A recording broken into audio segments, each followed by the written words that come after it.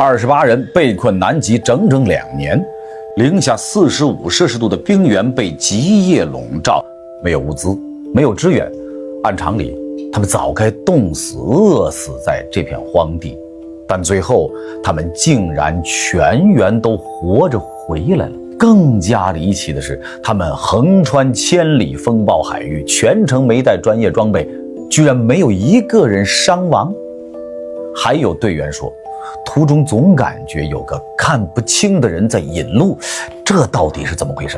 今天咱们就来讲讲这起真实发生的沙克尔顿南极探险事件。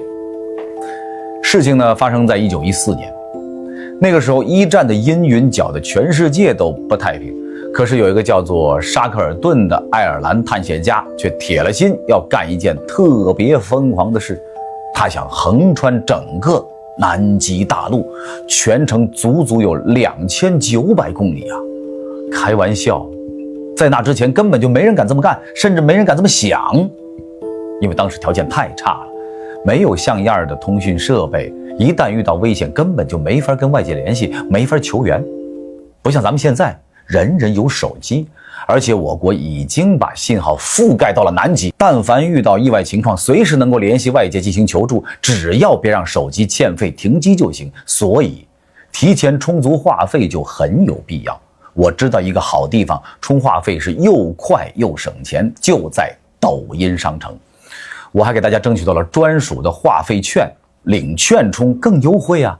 直接点评论区就行了，最高可以领2元的话费券，先到先得，各位快去试试吧。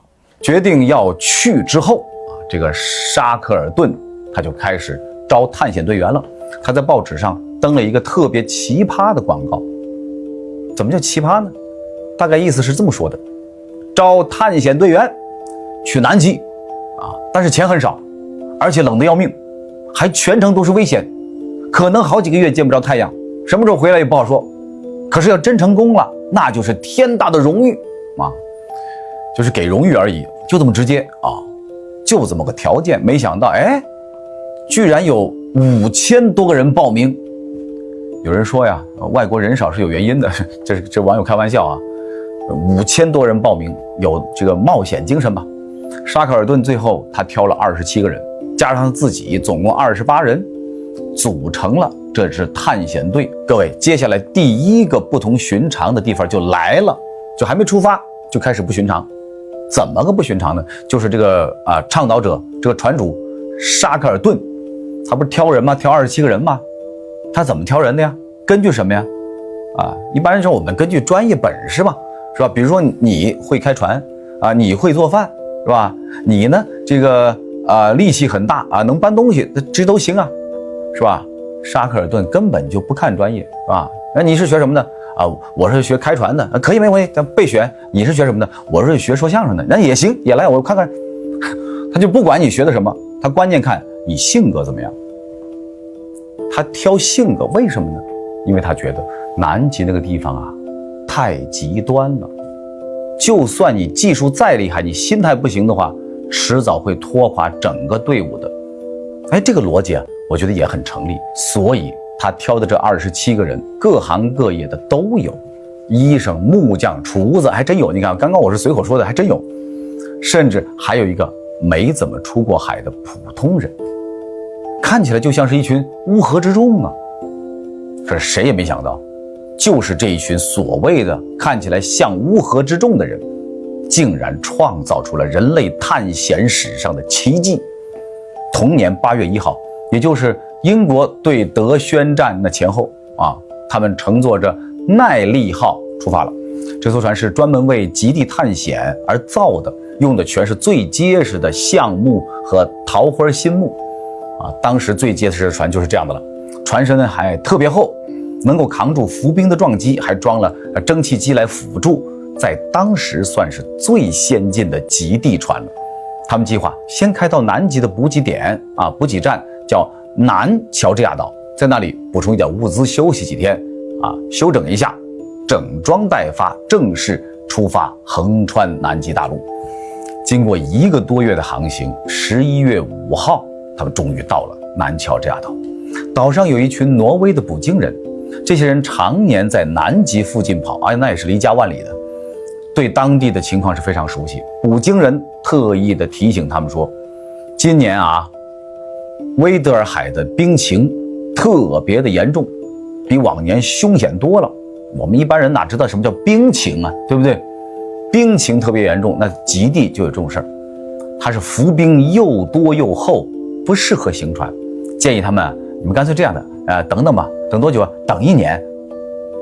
1年谁等得了？你不等1年，冰情好转不了啊！当时队里边也有队员去劝这个沙克尔顿，说老大是吧？这战争都打起来了，不如咱们先回吧，等战争结束，冰情也好了，咱们再过来也不迟啊。可是这沙克尔顿就像是被什么东西迷住了一样，迷住了心窍，死活都不肯等啊。他跟队员们说，战争一旦打起来，不知道要打多少年，说不定以后就再也没有机会完成这次探险了。我来都来了，是吧？他很有中国人的气质啊，来都来了，是吧？这个说什么也要试一试。12月5号，耐力号离开南乔治亚岛，一头冲进了那个号称全世界最糟的海威德尔海。谁也没有想到，这一去就是2年呢。他们再也没能按时踏上横穿南极的旅程，甚至一度陷入了叫天天不应，叫地地不灵的绝境。进入威德尔海之后，情况果然跟捕鲸人说的一样，浮冰越来越多，而且还越来越厚。一开始船还能够在冰缝里边慢慢的穿行，可是走着走着，浮冰就越来越密集，有的时候冰缝会突然合拢，船就被死死卡住了，夹住了，只能怎么着？只能等什么？等海流或者风向变了，才能继续前进。因为你这种船，那个时代的这种船，没有破冰能力的，被冰夹住了，只能在不动等冰自己散开。起初，沙克尔顿还很镇定，他安排大伙每天按时起床锻炼干活，下午还有时间打牌、遛狗、下棋厨师还更厉害了，凭着那点有限的吃的，变着花样做饭。日子居然过得还不算难熬。当然了，他们的厨子再变着花做饭也就那几下不能跟咱们中国的厨子比。你要带一川菜厨子上去，那能够你吃2年可是真正的怪事儿就从这个时候慢慢开始出现了。1915年圣诞元旦前后，队员们还在冰面上庆祝新年呢。可是没过半个月，天气突然就恶化了，连续几天的暴风雪把能见度几乎就干到了0，伸手不见五指只能听到呼啸的寒风。队员们也只能躲在船舱里边，等风雪停了，他们走出船舱一看，彻底就傻了眼了。周围的浮冰已经厚的看不到一丝的水面了。耐力号被浮冰从4面8方团团挤住，船身开始剧烈震动，发出咯吱咯吱的怪响，就像是随时可能会被挤爆一样。船长赶紧下令启动蒸汽机，全速后退，想把船从浮冰的包围当中冲出来退出来。可是甭管你这个发动机也好，反正就是你各种动力吧，船纹丝不动，一点反应都没有。浮冰越挤越紧，船身的震动也越来越剧烈，木板断裂的声音此起彼伏。你说这帮人有多虎多愣开着木板船就敢去南极，你看真是其实我也有点服他们1月18号，耐力号彻底动不了了。船主这次的队长沙克尔顿爬上桅杆，往远处眺望，举目望去，四周除了冰还是冰除了冰之外看不到一点希望。最后他只能无奈地下令让大家就地待命吧。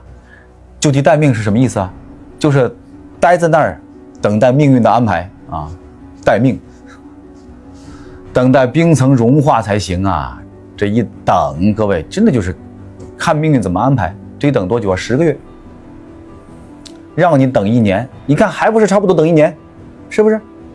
随着时间推移，南极的极夜又开始了，天地之间一片漆黑气温也降到了零下30-40度。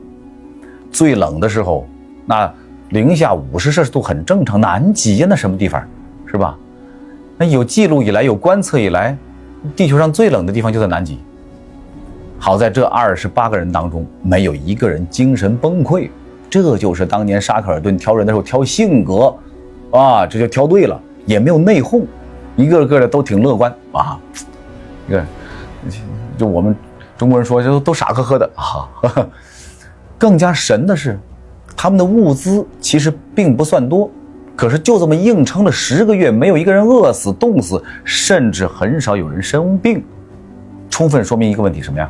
心态好的人生病也少啊，咱们都得心态好。好了，到了1915年的10月，冰层开始慢慢移动，耐力号在浮冰的挤压之下，就像是一张弓一样弯曲，木板断裂的声音是越来越频繁，越来越响，所有人都知道这船撑不住了，耐力号快没戏了。10月26号的深夜，船身突然剧烈下沉，沙克尔顿当机立断弃船，船员们拼命抢运工具、仪器、物资啊，一共搬了3.5吨下来，然后在浮冰上搭起了帐篷，住了下来。那过起了北极熊的生活，还好南极没有北极熊，要有北极熊的话，他们就够呛了啊。3天之后，队员们正躺在帐篷里休息，突然听到沙克尔顿大喊：“他沉了，伙计们！”大家赶紧跑出去一看，只见他们的耐力号在2公里外的地方垂死挣扎。他们见证了整个过程，船头先慢慢的沉下去，船尾翘了起来，接着很快就消失在了冰海里。永沉冰海啊，就像泰坦尼克号一样，永沉冰海。那一刻，所有船员都沉默了，这意味着他们被困在了一望无际的冰原上，没有船，没有补给，想要活着回家，简直比登天还难。而这时，真正的生存考验开始了。他们在浮冰上扎营，靠抓海豹和企鹅填肚子。脚下的浮冰也一直在移动，随时都有碎裂的可能。他们每天都面临着生与死的考验。就这样，他们在浮冰上艰难地生存了几个月之久。到了1916年的4月，浮冰开始大面积碎裂，他们只能登上从耐力号上抢救下来的3艘救生艇，在风雪和巨浪当中，朝着最近的向导驶去。这一路简直就是九死一生啊！整整7天，他们在狂暴的海洋中漂泊，救生艇像是海浪当中的一片叶子一样，随时都有可能被掀翻。冰雪砸在脸上像刀割一样，海水还不断地涌入船舱，队员们只能轮流地用破损的铁罐往外舀水。那是南极呀，往外舀水，你手得冻成什么样啊？就算是有手套，但是也凉啊。反正总之是非常难，难上加难，不是简单的舀水那么简单。这个时候食物也快没了，只能靠一点饼干和化开的冰水撑着，不能喝海水啊，对吧？只能喝冰水。然而神奇的是，这7天里边，他们经历了这么多劫难，无数次巨浪，小船好几次差点翻掉，却硬是没有一个人受重伤。最后都平平安安地登上了向导。这是他们自出发497天以来第一次踏上了稳稳当当的真正意义上的陆地。你想想那种人的心情，1年多了在海上飘着，这么险，在登上向导那一刻，所有人喜极而泣，都哭了。或者说不叫喜极而泣，叫百感交集啊，都哭了。他们以为自己得救了，可是，各位，困境还早着呢。向导是一座荒无人烟的孤岛，岛上没有食物，也没有淡水，而且这座岛也不在航线上。外界因为一战呢，早就以为他们全员遇难了，没人关心这个事儿，根本不会有人来救他们。他们在向导上找了一圈，只能找到少量的苔藓和碎石，根本就无法维持生存。于是沙克尔顿决定带上5名队员，乘坐相对最大的那一艘救生艇，那也是小船，去外界寻求救援。剩下的20几个人呢，就留在向导吧。这个决定意味着他们这5个人，就6个人吧， 5名队员加队长，要横穿1290公里的风暴海域，想想都绝望，还要徒手徒步翻越被冰原覆盖的南乔治亚山脉。别说当时了，现在都几乎是不可能完成的任务啊！更加让人不可思议的是，他们出发的时候只带了少量的口粮、1根绳索和2把冰镐，就这些，没有专业的登山装备，没有地图，甚至连保暖的衣物都不够。可是他们还是毅然出发了，因为他们知道这是所有人唯一的希望。这一路的艰难超出了所有人的想象。他们在风暴海域漂泊了16天，每天都要面对狂风巨浪，是南极的狂风巨浪。还是那句话，它不是热带的狂风巨浪，南极的狂风巨浪，那水都刺骨冰寒呐。有的时候连续几天都无法休息，只能是大家轮流着来掌舵，轮流休息。有好几次巨浪都差点救生艇就掀翻了啊！巨浪掀翻救生艇，他们都是拼尽全力，死死抓住船舷，这才勉强保住了性命啊！这个时候就知道性格啊、意志啊有多么重要了。16天之后，他们终于成功登上了南乔治亚岛。可这只是仅仅完成了第1步啊，他们还要翻越这座山脉，找到捕鲸站，才有可能获得救援呢。南乔治亚山脉被厚厚的冰雪覆盖，地势险峻，没有任何的道路，没有地图，他们只能凭着感觉艰难前行。就这样，他们不眠不休，整整走了36个小时。最后，就是你想不通啊，有一个成语叫有如神助，如有神助啊，都是一个意思。竟然平安地走到了斯特罗姆内斯捕鲸站。捕鲸站负责人看到他们的时候，彻底的惊呆了，完全难以置信，不可置信呢。这几个人头发胡子乱糟糟的，纠结成一团，衣服1年多没换，又脏又破，倒是不臭，为什么？冷不就不臭吗？谁也不敢相信他们居然能从南极冰原活着走出来，这太不可思议了。更加离奇的是，这一趟出来求援的6个人，一个个全虚全矣，从头到脚没有一个伤亡的，连严重的冻伤都没有。这怎么做到的？我很奇怪，这是冻伤都没有啊。后来有个队员回忆说，在翻越雪山的时候，最要命的时候，他总感觉不只有他们6个人，好像还有一个看不清的人在前面带路，那种感觉特别的真实。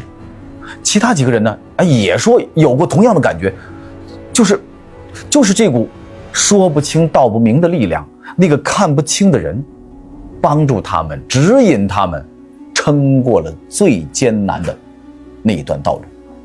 说不清楚，无法解释，也不知道是谁。然而这个往返就是往回走去救援嘛，接下来不就是捕鲸站去救援吗？在这个救援过程当中就没那么顺利了，就没有那个神秘力量啊，那个看不清的人在引领了。当时南极的冰情依然是很凶险的，浮冰密集，船只根本无法靠近向导。沙克尔顿前后经历4次尝试，耗时几个月，就想靠近向导啊，都耗时几个月，终于在1916年8月底成功穿越浮冰，将所有的28名队员全部救出，无一人出事儿，无一人失踪，无一人牺牲。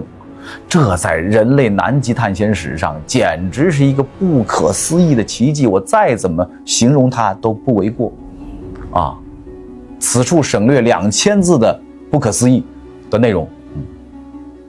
而同样让人费解的是，107年之后，也就是2022年的3月，又一支探险队在威德尔海海底下3000多米的地方找到了消失已久的那个耐力号。这艘船在深海躺了38821天，完好如初。船舵上的名字、船尾的星星都清晰可见，就像是刚刚沉下去一样。要知道，维德尔海的海流是特别复杂的，深海压力更是大得吓人。可是耐力号果然很有耐力啊，居然一点没坏，连木板上的纹路都看得清，这在航海史上也是一个解不开的谜呀。